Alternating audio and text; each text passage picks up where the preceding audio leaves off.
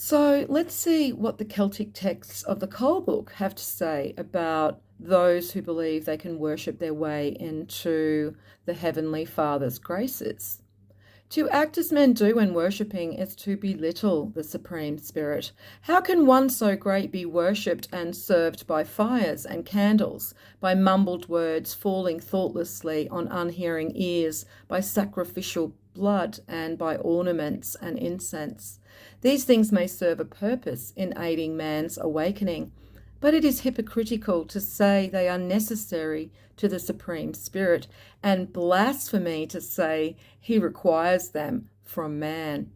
The Supreme Spirit rises above the thinking of man and says, if such things please man, then let the offerer become the recipient. So I use the term modern Christians because Christians today do not follow the same teachings as Christians about 2,000 years ago, because Christians before the Council of Nicaea didn't worship Jesus. They worshipped God the Father. And then when the Catholic Church took control of the scriptures, they changed the Godhead to Jesus. And so you have to understand that there is a concerted effort to have you going down the wrong path, worshipping a human as your God instead of God the Father, your creator. Think of God the Father as the body, and think of Jesus as his arm, just like it says in John 12:38. Why would you worship the arm? You would worship and praise the body for giving you the arm. Egyptian text of the Bronze Book, chapter 3, the nature of a man's soul. Naked does a man come from his mother's womb, and naked does he return to the womb of the earth. He brings no possessions with him to earth, and no more can be taken out. Yet he leaves not altogether as he entered. For though his riches and estate, his titles, even his clothes are left behind, if he has lived wisely, he goes out richer in soul wisdom and arrayed in soul beauty. Man arrives at the great portal, arrayed in glory or clothed in horror. The cringe factor of this shit is just next level, and this is why I have to address it.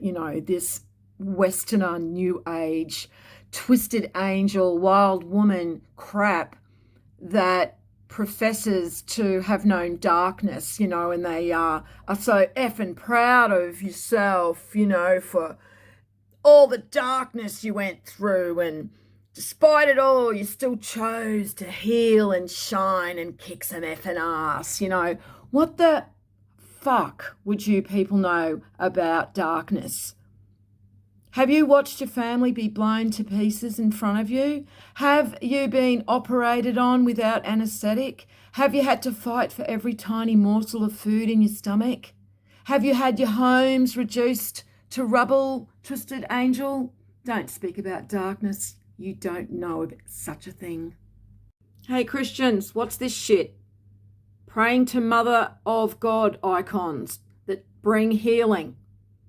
Why would you do this? This is idolatry. You've been told this is idolatry.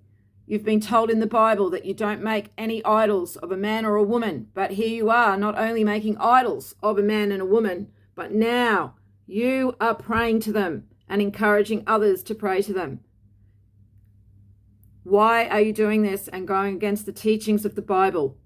Do you not understand that this is how the devil works? They infiltrate Christianity. They hide behind robes. And they have you doing shit like this. Come on, time to wake up. Right, this esoteric diagram is called the Great Chain of Being. And what it shows is basically everything is joined from highest to lowest. Asclepius puts it this way. Mortal things are joined to things immortal, and things perceptible by sense are linked to things beyond the reach of sense. But the supreme control is subject to the will of the Master, who is high above all.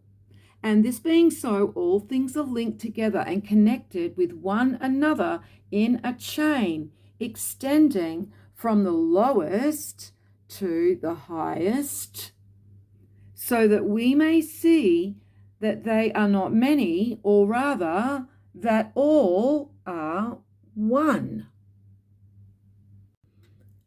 You know, you got to wonder if these modern Christians even read their Bibles, where in Corinthians 1:26-29, God literally says to them that he chooses the small. He chooses the unpopular. He chooses the low. He chooses the despised. He chooses the meek. He doesn't choose the popular. So why then would Christians follow the Catholics when the popes are so popular and loved by millions and millions? Explain this to me, modern Christians. Explain Corinthians 1:26-29. Friedrich Nietzsche once said there are two different types of people in the world, those who want to know and those who want to believe. So which one are you? Because you can't know without knowledge, and knowledge won't be found in meme form on social media. There is no shortcut to gaining knowledge and achieving enlightenment.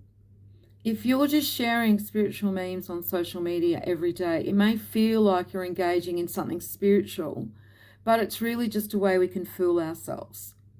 Those who don't go and do the work themselves are only showing God that they are not worthy to have the veil lifted from their eyes.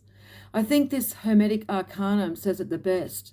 Earthly men will give themselves to death, and what therefore ought they do for this most excellent and almost impossible offering?